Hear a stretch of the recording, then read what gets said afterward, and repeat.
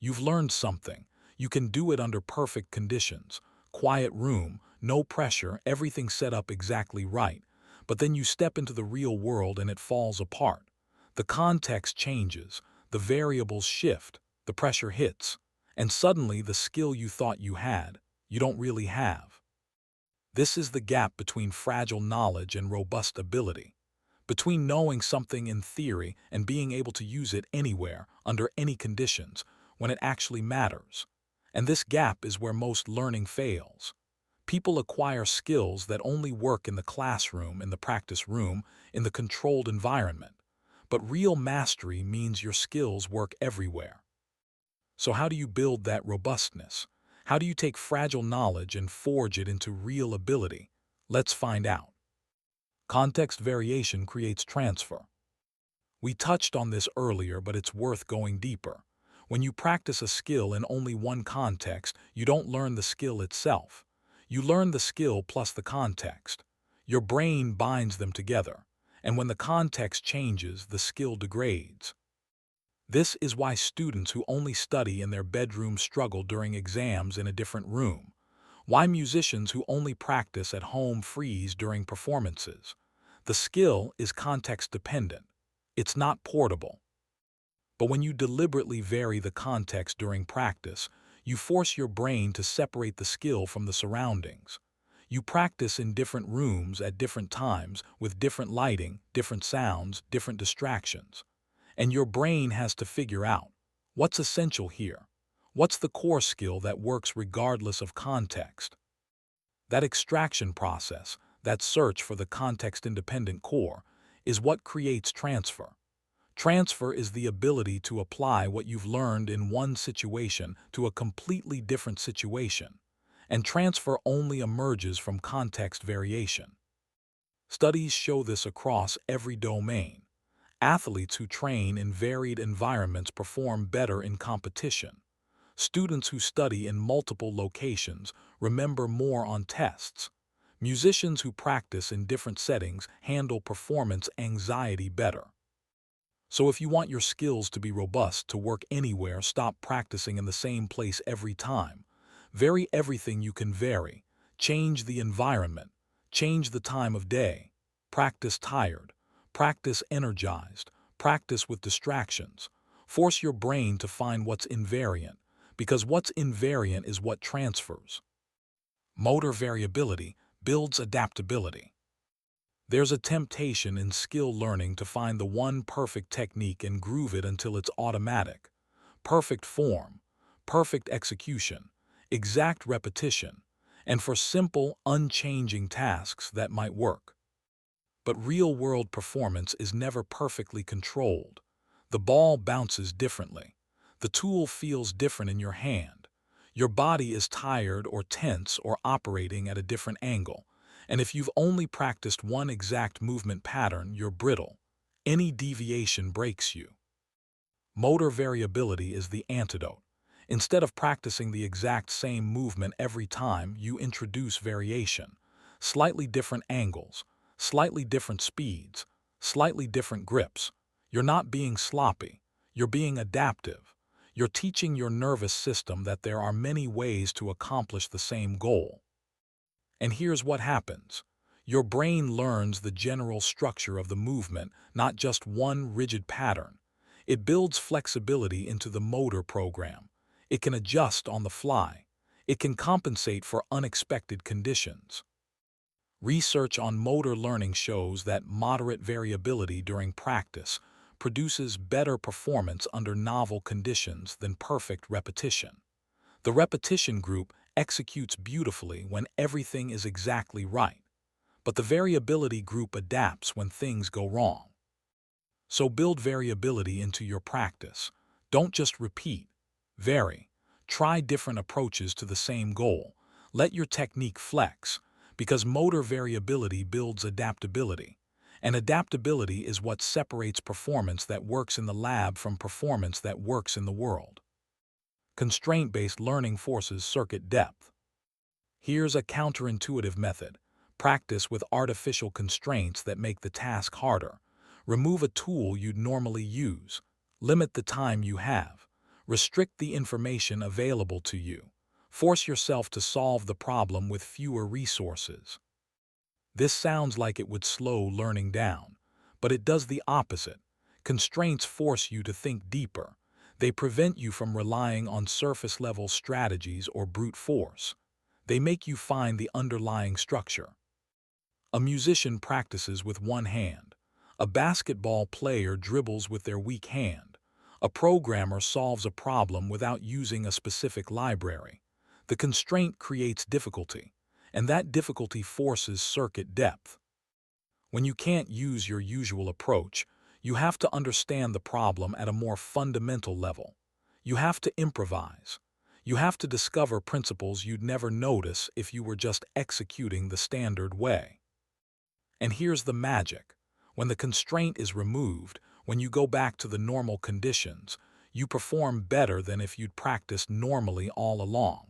Because you've built deeper circuits, you understand the skill at a level the unconstrained practice never reached. So introduce constraints deliberately. Make practice harder in specific ways. Limit yourself. Force yourself to find new solutions. Because constraint-based learning forces circuit depth, and depth is what makes skill robust. Constraint removal tests mastery. The flip side of constraint-based learning is this. Removing constraints reveals whether you've actually mastered something or whether you're just compensating. When you practice with supports, with guides, with aids, you can perform well even if the underlying skill is weak. The supports are doing part of the work, but when you remove them, the truth emerges. Either the skill stands on its own or it collapses. This is why training wheels are eventually removed, why calculators are eventually put away, why spell check is turned off. The support helped you practice, but it can't stay forever. At some point, you have to stand alone. Constraint removal tests mastery. It's a diagnostic. If you can perform without the support, the skill is real. If you can't, the skill was partially dependent on the support, and you need to go back and build it properly. So use support strategically, but remove them progressively. Don't get comfortable with the scaffolding. Periodically test yourself without it. Can you still do this? Does the skill hold up? If not, you haven't mastered it yet. You've just learned to lean on the support.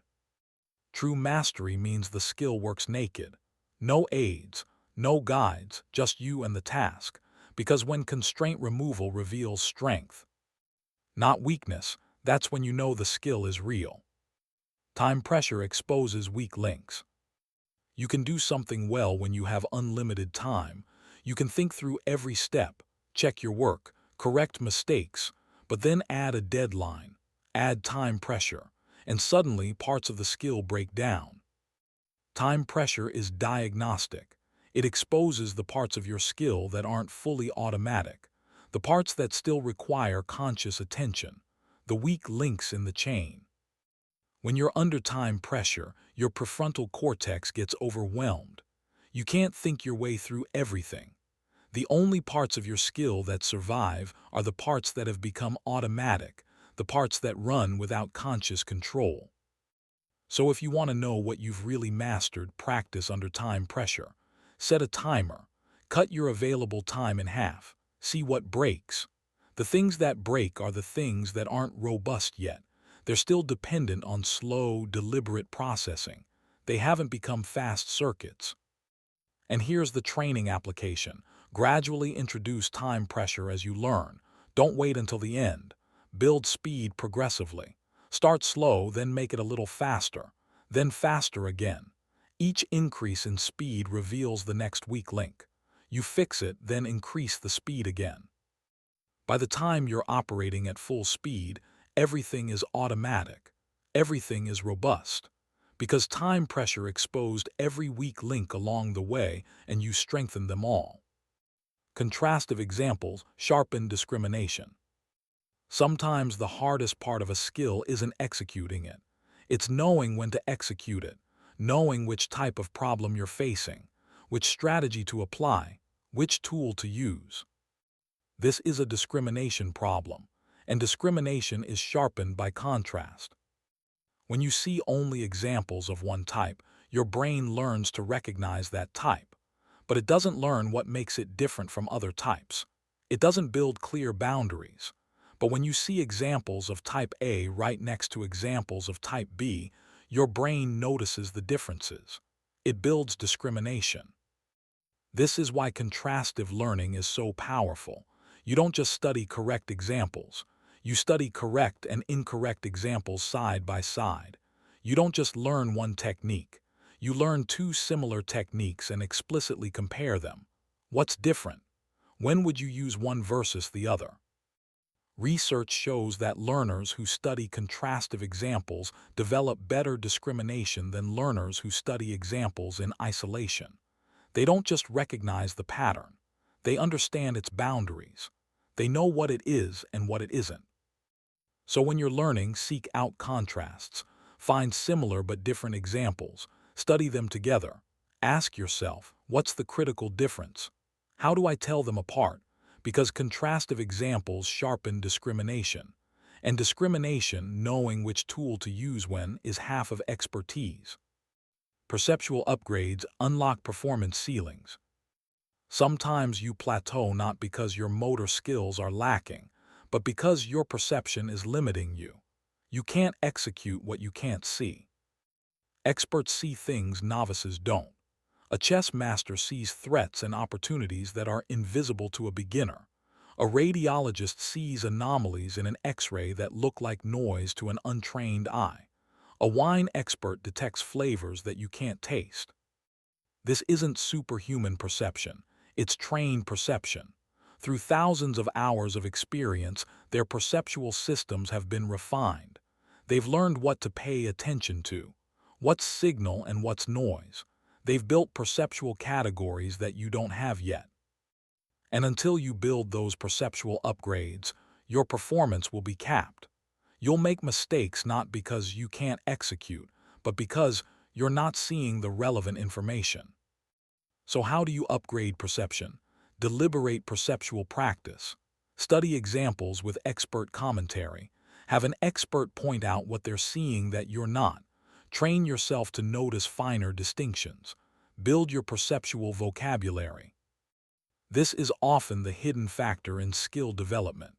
People focus on motor execution, on technique, on practice reps, but they don't realize their perception hasn't caught up. They're executing based on incomplete information. Perceptual upgrades unlock performance ceilings. When you learn to see what experts see, suddenly your performance jumps. Not because you got stronger or faster, but because you're finally operating on accurate information. Embodied learning anchors abstraction. Abstract concepts can feel slippery, hard to grasp, hard to remember, but when you connect an abstraction to a physical experience, to a movement, to something your body does, it becomes concrete. It becomes anchored. This is embodied learning. The idea that cognition isn't just in your head, it's distributed through your body. And when you learn something through physical action, through gesture, through movement, you create a different kind of memory, a deeper kind. Studies show that students who learn concepts through physical manipulation, through acting them out, through embodied metaphors, understand better and remember longer than students who learn the same concepts purely verbally. Think about how you remember directions. If you've walked a route, your body remembers the turns. But if you've only seen it on a map, it's abstract, harder to recall. The embodied experience creates a richer memory trace. You can use this. When you're learning an abstract concept, find a way to embody it. Use your hands, draw in the air, walk through it. Create a physical metaphor. Connect the idea to a movement or sensation. Because your brain is not just a thinking machine, it's a body-integrated system. And when you engage your body in learning, you activate additional memory systems, additional encoding pathways. Embodied learning anchors abstraction. It makes the intangible tangible, and tangible sticks. Cross-training reveals hidden structures. When you practice only one skill, you learn that skill. But when you practice related skills, something interesting happens. you start to see the common structure underneath, the principles that apply across all of them. This is what cross-training does. It reveals hidden structures. A musician who plays multiple instruments starts to understand music at a deeper level than someone who only plays one. An athlete who trains in multiple sports develops better general athleticism. A programmer who learns multiple languages sees programming concepts more clearly. Because each skill is a different window into the same underlying reality. And when you look through multiple windows, you see the room, not just the view.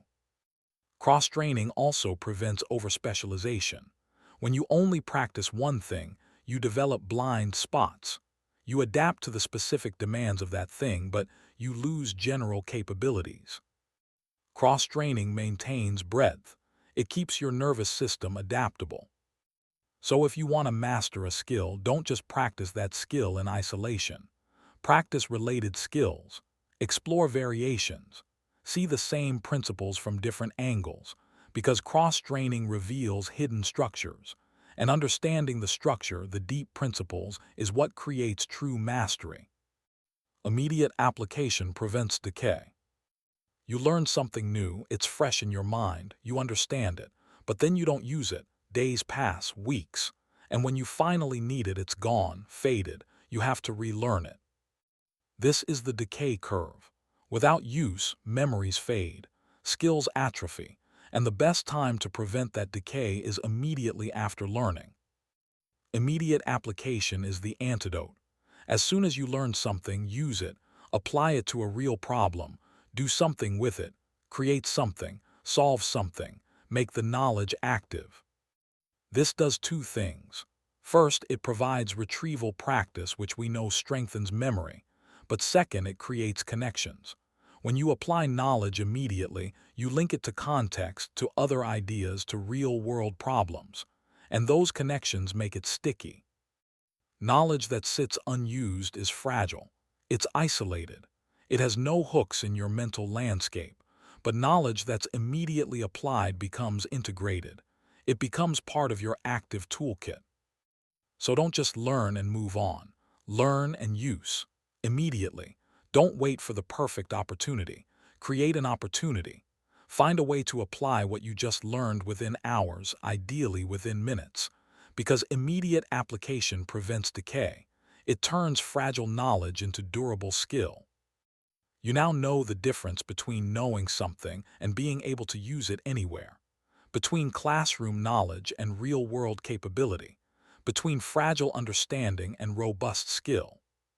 Context variation, motor variability, constraints added and removed, time pressure, contrastive examples, perceptual training, embodied learning, cross-training, immediate application.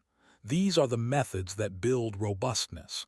That take a skill from "I can do this here" to "I can do this anywhere under any conditions when it matters." This is where learning stops being academic and starts being practical, where knowledge becomes power, where practice becomes performance. You're not just accumulating information anymore.